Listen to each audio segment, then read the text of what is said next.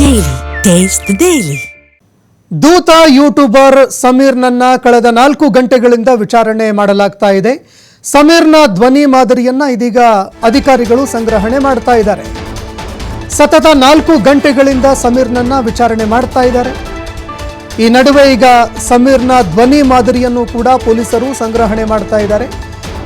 ಇದರ ಜೊತೆಗೆ ಆತ ಮಾಡಿದಂತಹ ವಿಡಿಯೋದ ಸ್ಕ್ರಿಪ್ಟ್ ಕೊಟ್ಟು ವಾಯ್ಸ್ ಕೊಡೋದಕ್ಕೂ ಕೂಡ ಸೂಚನೆ ಕೊಟ್ಟಿದ್ದಾರೆ. ಸ್ಕ್ರಿಪ್ಟ್ ಓದಿಸಿ ವಾಯ್ಸ್ ರೆಕಾರ್ಡ್ ಕೂಡ ಮಾಡ್ತಾ ಇದ್ದಾರೆ ಪೊಲೀಸ್ ಅಧಿಕಾರಿಗಳು. ಒಂದೇ ಒಂದು ಸ್ಕ್ರಿಪ್ಟ್ ಅನ್ನ 3 ಬಾರಿ ಓದಿಸಿದ್ದಾರೆ ಅಧಿಕಾರಿಗಳು ಅನ್ನೋ ಮಾಹಿತಿಗಳು ಲಭ್ಯವಾಗ್ತಾ ಇದೆ. ಅದಾದ ಬಳಿಕ ಆ ವಾಯ್ಸ್ ಅನ್ನ FSLಗೂ ಕೂಡ ಅಧಿಕಾರಿಗಳು ಕಳಿಸಲಿದ್ದಾರೆ.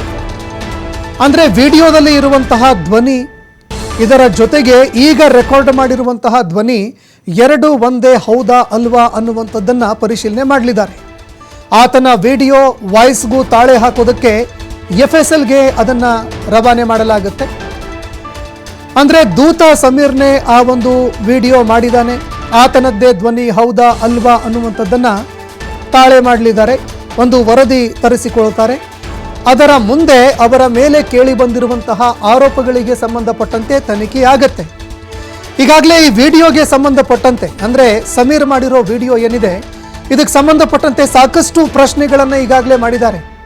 ಸ್ಕ್ರಿಪ್ಟು, ಮಾಹಿತಿಗಳನ್ನು ಸಂಗ್ರಹಣೆ ಮಾಡಿದ್ದು, ಆ ದೂರುದಾರ ಏನಿದ್ದಾನೆ ಆತನನ್ನು ಸಂಪರ್ಕ ಮಾಡಿರುವಂಥದ್ದು, ಸಂಪರ್ಕ ಮಾಡಿದ ಜಾಗ, ಸಮಯ, ಮಧ್ಯವರ್ತಿಗಳು ಯಾರಿದ್ರು, ನೇರವಾಗಿ ನೀನೇ ಸಂಪರ್ಕ ಮಾಡಿದ್ದ ಅಥವಾ ಅವರೇ ನಿನ್ನನ್ನು ಸಂಪರ್ಕ ಮಾಡಿದ್ರ, ಈ ವಿಡಿಯೋ ಮಾಡೋದಕ್ಕಿಂತ ಮುಂಚೆ ಅವ್ರಿಗೆ ಏನಾದರೂ ತೋರಿಸಿದ್ರ, ಈ ರೀತಿ ಹಲವಾರು ಪ್ರಶ್ನೆಗಳನ್ನು ಸಮೀರ್ಗೆ ಅಧಿಕಾರಿಗಳು ಕೇಳಿದ್ದಾರೆ. ಇದಾದ ನಂತರ ಈ ತನಿಖೆಗೆ ಸಂಬಂಧಪಟ್ಟಂತೆ ಅಂದರೆ ದಾಖಲೆಗಳನ್ನು ಅವರು ನೀಡಬೇಕಾಗತ್ತೆ. ಈ ಸಂದರ್ಭದಲ್ಲಿ ದಾಖಲೆಗಳನ್ನು ಪಡೆದುಕೊಂಡಾದ ನಂತರ ತನಿಖೆ ಯಾವ ಹಂತಕ್ಕೆ ಹೋಗುತ್ತೆ ಅದನ್ನು ಕೂಡ ಕಾದು ನೋಡಬೇಕಾಗತ್ತೆ. ಈ ಬಗ್ಗೆ ಮತ್ತಷ್ಟು ಮಾಹಿತಿ ಕೊಡ್ತಾರೆ ಪ್ರತಿನಿಧಿ ಆದಿತ್ಯ, ನೇರ ಸಂಪರ್ಕದಲ್ಲಿ ಜಾಯ್ನ್ ಆಗಿದ್ದಾರೆ. ಆದಿತ್ಯ, ಸಮೀರ್ನ 4 ಗಂಟೆಯಿಂದ ನಿರಂತರವಾಗಿ ವಿಚಾರಣೆ ಮಾಡಲಾಗ್ತಾ ಇದೆ. ಈಗ ಆತನಿಂದ ವಾಯ್ಸ್ ಓವರ್ ಕೂಡ ಪಡೆದುಕೊಳ್ಳುವಂತಹ ಕೆಲಸವನ್ನು ಅಧಿಕಾರಿಗಳು ಮಾಡ್ತಾ ಇದ್ದಾರೆ ಅನ್ನೋ ಮಾಹಿತಿಗಳು ಲಭ್ಯವಾಗ್ತಾ ಇದೆ. ತನಿಖೆ ಯಾವ ರೀತಿಯಾಗಿ ಮುಂದುವರಿತಾ ಇದೆ, ಇದಕ್ಕೆ ಸಮೀರ್ ಏನೇನೆಲ್ಲ ಉತ್ತರ ಕೊಡ್ತಾ ಇದ್ದಾನೆ, ಈ ಬಗ್ಗೆ ಮತ್ತಷ್ಟು ಮಾಹಿತಿ ಕೊಡೋದಾದ್ರೆ.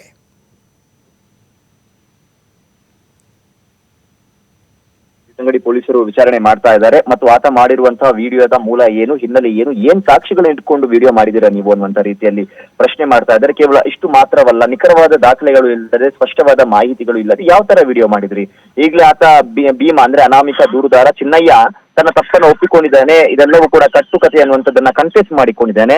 ಸೊ ಈಗ ಏನ್ ಮಾಡ್ತೀರಾ ನೀವು ಅನ್ನುವಂತ ರೀತಿಯಲ್ಲೂ ಕೂಡ ಪ್ರಶ್ನೆ ಮಾಡ್ತಾ ಇದ್ದಾರೆ. ನಿಮ್ಮ ವಿರುದ್ಧ ನಾವು ಕ್ರಮವನ್ನು ತೆಗೆದುಕೊಳ್ಳೋದಕ್ಕೆ ಅವಕಾಶ ಇಲ್ವಾ ಅನ್ನುವಂತ ರೀತಿಯ ವಿಚಾರಣೆಗಳು ಕೂಡ ನಡೀತಾ ಇದೆ. ಇದರ ಜೊತೆಗೆ ಆತ ಏನು ಆತನ ವಿಡಿಯೋವನ್ನು ನೋಡಿದ ಸಂದರ್ಭ ಸಂತೋಷ್ ಆತ ನೇರವಾಗಿ ಆ ಚಿನ್ನಯ್ಯನನ್ನ ಸಂಪರ್ಕ ಮಾಡಿ ಆತನನ್ನ ಎದುರುಗಡೆ ಕೂರಿಸ್ಕೊಂಡು ಆತನಿಂದ ಎಲ್ಲಾ ಮಾಹಿತಿಯನ್ನ ಪಡೆದು ಬಳಿಕ ವಿಡಿಯೋ ಮಾಡಿದ ರೀತಿಯಲ್ಲಿ ಇದೆ. ಹಾಗಾಗಿ ಈ ಪೊಲೀಸರು ಕೂಡ ಅದೇ ಪ್ರಶ್ನೆಯನ್ನ ಕೇಳ್ತಾ ಇದ್ದಾರೆ. ಕೇವಲ ವೈರಲ್ ಆಗಿದ್ದಂತ ಪಶ್ಚಾತ್ತಾಪ ಪತ್ರದಲ್ಲಿ ಅದರ ಆಧಾರದಲ್ಲಿ ಮಾತ್ರ ನೀವು ಆ ವಿಡಿಯೋ ಮಾಡಿದ್ರ ಅಥವಾ ಆತನನ್ನ ನೇರವಾಗಿ ಸಂಪರ್ಕ ಮಾಡಿ ಆತನೊಂದಿಗೆ ನೇರವಾಗಿ ಮಾತನಾಡಿ ಮಾಹಿತಿಯನ್ನ ಪಡೆದು ನೀವು ವಿಡಿಯೋವನ್ನ ಮಾಡಿದೀರಾ ಅನ್ನುವಂತ ರೀತಿಯಲ್ಲಿ ಪ್ರಶ್ನೆ ಮಾಡಿದ್ದಾರೆ. ನಿಮ್ಗೆ ಆತನನ್ನ ಸಂಪರ್ಕ ಮಾಡೋದಕ್ಕೆ ಹೇಗೆ ಸಾಧ್ಯವಾಯಿತು, ಕಾರಣ ಯಾರು? ಯಾಕಂದ್ರೆ ಸಮೀರ್ ಕೂಡ ಇದೇ ಬುಡ್ಡೆ ಗ್ಯಾಂಗ್ ಜೊತೆಗೆ ಗುರುತಿಸಿಕೊಂಡಿದ್ದ ಅನ್ನುವಂತ ವಿಚಾರ ತಿಳಿದಿರುವಂತ ಪೊಲೀಸರು ನಿಮ್ಗೆ ಸಂಪರ್ಕ ಹೇಗ್ ಸಾಧ್ಯವಾಯಿತು, ಆತ ಅನುಮತಿ ಕೊಟ್ಟಿದ್ನ? ಯಾಕಂದ್ರೆ ಆತ 2018ರ ಸಾಕ್ಷಿ ಸಂರಕ್ಷಣಾ ಕಾಯ್ದೆಯಲ್ಲಿ ಆ ಸಂದರ್ಭದಲ್ಲಿ ಆತನಿಗೆ ಪ್ರೊಟೆಕ್ಷನ್ ಇತ್ತು. ನಿಮ್ಮ ವಿಡಿಯೋ ಮೂಲಕ ಆತನ ಐಡೆಂಟಿಟಿ ಕೂಡ ಸಾರ್ವಜನಿಕ ವಲಯದಲ್ಲಿ ರಿವೀಲ್ ಆಗಿತ್ತು. ಯಾಕಂದ್ರೆ ಎಲ್ಲವನ್ನ ಲಿಂಕ್ ಮಾಡಿ ಅನಾಮಿಕ ದೂರುದಾರನೇ ಚಿನ್ನಯ್ಯ ಅನ್ನೋದನ್ನ ಅಲ್ಲಿನ ಜನರು ಮನದಟ್ಟು ಮಾಡಿಕೊಂಡಿದ್ರು. ಅದು ಸಾರ್ವಜನಿಕವಾಗಿ ಹರಿದಾಡ್ತಾ ಇತ್ತು. ಈ ವಿಚಾರ ಎಲ್ಲರಿಗೂ ಕೂಡ ತಿಳಿದಿತ್ತು. ಹಾಗಾಗಿ ನಿಮ್ಗೆ ಆತನ ಸಂಪರ್ಕ ಹೇಗ್ ಸಾಧ್ಯವಾಯಿತು ಅನ್ನುವಂಥದ್ದರ ಜೊತೆಗೆ ಆತನಿಂದ ನೀವು ಮಾಹಿತಿ ಪಡೆಯುವಂತ ಸಂದರ್ಭದಲ್ಲಿ ನಿಮ್ಮ ನಡುವೆ ಏನಾದರೂ ಹಣಕಾಸಿನ ವ್ಯವಹಾರ ನಡೆದಿದ್ಯಾ ಅನ್ನುವಂತ ಕುರಿತು ಕೂಡ ಅವರು ಪ್ರಶ್ನೆಯನ್ನ ಮಾಡಿದ್ದಾರೆ. ಆತನ ಮೂಲಕ ಇನ್ಯಾವುದಾದ್ರೂ ವ್ಯಕ್ತಿಯನ್ನ ಸಂಪರ್ಕ ಮಾಡಿದೀರಾ ಅನ್ನುವಂತ ರೀತಿಯಲ್ಲೂ ಕೂಡ ಪಡೆದಿದ್ದಾರೆ. ಮತ್ತು ಆತ ಸಾಕ್ಷಿ ಸಂರಕ್ಷಣಾ ಕಾಯ್ದೆಯಲ್ಲಿ ಇರುವಂತ ಸಂದರ್ಭ ಆತನನ್ನ ಸಂಪರ್ಕ ಮಾಡೋದಕ್ಕೆ ನೀವು ಯಾವ ಮಾಧ್ಯಮ ಅಂದ್ರೆ ಫೋನ್ ಮೂಲಕವನ್ನ ಕರೆ ಮಾಡಿದ್ರಾ ಅಥವಾ ಬೇರೆಯವರ ಮೂಲಕ ಹೋಗಿ ಆತನನ್ನ ಮೀಟ್ ಮಾಡಿದ್ರಾ? ಹಾಗಾದ್ರೆ ನಿಮ್ಗೆ ಫೋನ್ ನಂಬರ್ ಕೊಟ್ಟಂತವ್ರು ಯಾರು, ಯಾವ ಸ್ಥಳದಲ್ಲಿ ನೀವು ಆತನಿಂದ ಮಾಹಿತಿಯನ್ನ ಪಡೆದುಕೊಂಡ್ರಿ ಅನ್ನುವಂತ ರೀತಿಯಲ್ಲೂ ಕೂಡ ಅವರು ಪ್ರಶ್ನೆಯನ್ನ ಮಾಡಿದ್ದಾರೆ. ಮತ್ತು SIT ಕೂಡ ಇದೇ ಆಧಾರದಲ್ಲಿ ಈಗ ತನಿಖೆಯನ್ನ ಮಾಡ್ತಾ ಇದೆ. ಅಂದ್ರೆ ಆತನನ್ನ ಸಂಪರ್ಕ ಮಾಡುವ ಸಂದರ್ಭದಲ್ಲಿ ಯಾರ ಮೂಲಕ ಸಂಪರ್ಕ ಮಾಡಿದ್ರೆ ಆ ವ್ಯಕ್ತಿಗಳು ಯಾರು ಅನ್ನುವಂಥದ್ದನ್ನ ಕೂಡ ಆತನಿಂದ ಮಾಹಿತಿಯನ್ನ ಪಡೆದುಕೊಂಡಿದ್ದಾರೆ. ಇದಿಷ್ಟು ಅಂದ್ರೆ 1 ಗಂಟೆಯಿಂದ 2 ಗಂಟೆಯ ತನಕ, ಅಂದ್ರೆ 1 ಗಂಟೆಗೆ ಒಳಗಡೆ ಹೋಗಿದ್ದ 2-2:30 ತನಕ ಈ ವಿಚಾರದ ಬಗ್ಗೆ ವಿಚಾರಣೆ ಆದ್ರೆ, ಇಲ್ಲಿ ಪ್ರಮುಖವಾದ ವಿಚಾರಣೆಯನ್ನ ಪೊಲೀಸರು ಮಾಡಿರುವಂತದ್ದು ಆತನ ವಾಯ್ಸ್ ಸ್ಯಾಂಪಲ್ ಅನ್ನ ಚೆಕ್ ಮಾಡಿರೋದು. ಅಂದ್ರೆ ಆತ ಯೂಟ್ಯೂಬ್ ನಲ್ಲಿ ಕೊಟ್ಟಿರುವಂತ ವಾಯ್ಸ್ ಮತ್ತು ಈತ ಈಗ ಇಲ್ಲಿ ಅದೇ ರೀತಿಯ ವಾಯ್ಸ್ ಮೂಲಕ ಒಂದು ಸ್ಕ್ರಿಪ್ಟ್ ಅನ್ನ ಕೊಟ್ಟು ಅದೇ ಸ್ಕ್ರಿಪ್ಟ್ ಅನ್ನ ಕೊಟ್ಟು ಆತನಿಗೆ ಓದೋದಕ್ಕೆ ಹೇಳಿದ್ದಾರೆ. ಅದನ್ನ ಪೊಲೀಸರು ರೆಕಾರ್ಡ್ ಮಾಡ್ತಾ ಇದ್ದಾರೆ. ಯಾಕಂದ್ರೆ ಇದನ್ನ FSL ಗೆ ಕೊಟ್ಟು ಕೋರ್ಟ್ಗೆ ಸಾಕ್ಷ್ಯವನ್ನ ಪೊಲೀಸರು ಸಬ್ಮಿಟ್ ಮಾಡಬೇಕಾಗುತ್ತೆ. ಯಾಕಂದ್ರೆ ಇನ್ನೊಂದ್ ಕಡೆಯಿಂದ ಪೊಲೀಸರು ಅದರ ನಿರೀಕ್ಷಣಾ ಜಾಮೀನು ರದ್ದು ಕೋರಿ ಮತ್ತೆ ಕೋರ್ಟ್ ಮೆಟ್ಟಿಲು ಏರೋದಕ್ಕೆ ತಯಾರಿಯನ್ನ ಮಾಡಿಕೊಳ್ತಾ ಇದ್ದಾರೆ. ಹಾಗಾಗಿ ಇದನ್ನ ವಾಯ್ಸ್ ಸ್ಯಾಂಪಲ್ ಅನ್ನ ಪೊಲೀಸರು ಪಡಿತಾ ಇದ್ದಾರೆ. ಸ್ಕ್ರಿಪ್ಟ್ ಅನ್ನ ಕೊಟ್ಟು ಮತ್ತೆ ವಾಯ್ಸ್ ಓವರ್ ಕೊಡೋದಕ್ಕೆ ಅವರು ಹೇಳಿದ್ದಾರೆ.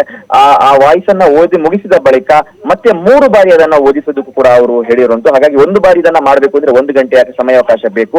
ಹಾಗಾಗಿ ಇದು ಸಾಕಷ್ಟು ಸಮಯವನ್ನ ಹಿಡಿತಾ ಇದೆ. ಸೊ ಎಲ್ಲ ಈ ದಾಖಲೆಗಳನ್ನ ಈಗ ಸಂಗ್ರಹಿಸ್ತಾ ಇದ್ದಾರೆ. ಇನ್ನೇನು ಕೆಲವೇ ಕ್ಷಣಗಳಲ್ಲಿ ಆತ ಹೊರಬರುವ ಸಾಧ್ಯತೆಗಳು ಕೂಡ ಇದೆ. ಧನ್ಯವಾದಗಳು ಆದಿತ್ಯ ನಿಮ್ಮೆಲ್ಲ ಮಾಹಿತಿಗೆ.